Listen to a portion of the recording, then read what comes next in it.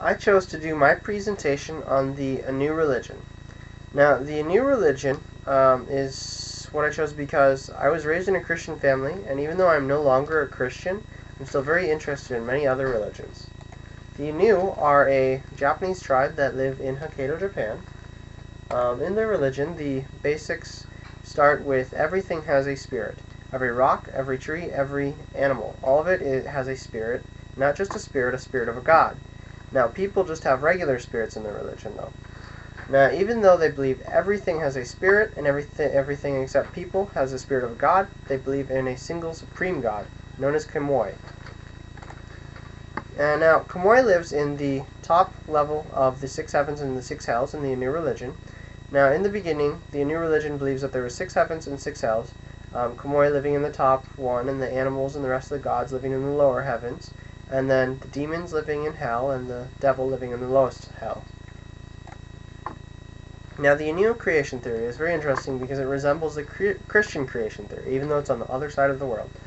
The Ainu believe that Kamoi, the supreme god, created a watery world one day on the back of a trout.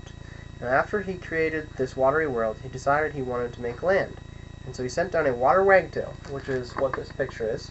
And so this bird, the water wagtail, came down to the earth and was overwhelmed by the size of his task. And so according to worldencyclopedia.com, the watery wagtail flapped his wings and beat his tail until dry patches of land formed. And these land patches became the islands. Now, then after the dry patches were formed, the rest of the animals in heaven, according to, again, worldencyclopedia.com, saw that Earth was beautiful, and so they came down to live on Earth. Now, an interesting thing about the Ainu religion that resembles the Christian religion is that the devil also tried to stop God in the Ainu religion. He tried to stop God in the Ainu religion by going up and sitting on the earth with his mouth open, and so he could swallow the sun when it came over the horizon. The supreme God saw the devil trying to stop the creation of the world, and so he sent down a crow to stop the devil. And the crow flew down into the devil's throat and choked him, forcing him to close his mouth and making him fail on his mission to swallow the sun. Now, another interesting thing about the Ainu religion is how the first man was created. It resembles the Christian religion in aspects that in the Christian religion, man was created out of dust and life was breathed into him by God. And in the Ainu religion, man was created out of mud and chickweed and willow sticks, and then came alive. Now, after the Supreme God created the Ainu people, he believed that he should teach them the basics of life. And so, according to worldencyclopedia.com, he sent down the supreme man, Ainu, and Ainu taught them government and hunting and cooking and fishing and all the necessities of life. After Ainu was done with his mission, he tried to return to heaven, but the rest of the gods wouldn't let him back in because he stank of man. And so he was forced to shed his clothing and his sandals, which became the first squirrels. Now, a difference between the Ainu religion and the Christian religion is spiritual leaders. In the Christian religion, there are many spiritual leaders that are specifically spiritual leaders. But in the Ainu religion, there are no specific designated spiritual leaders, but the chiefs do lead the ceremonies.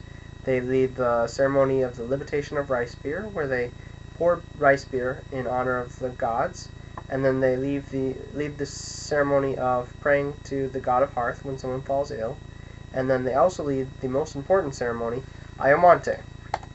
Now, Ayamante, according to fieldmuseum.org, is the most important religious ceremony because it involves a bear. And in the Ainu religion, the bear is the reincarnation of the supreme god coming down to earth to provide them with skin and meat. And so at the beginning of the Ayamante, the bear cub is captured and cared for 2 years. This is a picture of the feast which happens after the caring for the bear. During the feast, the local tribes are invited to come to the feast and present the bear with gifts of their crafts, such as food from farmers and weapons from weaponsmiths and all that stuff. And then during the ceremony, they walk the bear around in fancy clothing and jewelry, and afterwards they shoot the bear with an arrow to kill it, and then they put its head on a nusa, which is similar to a pike but more respectable than a pike. The bear's head is then put on the outskirts of town, and a second arrow is fired into the sun.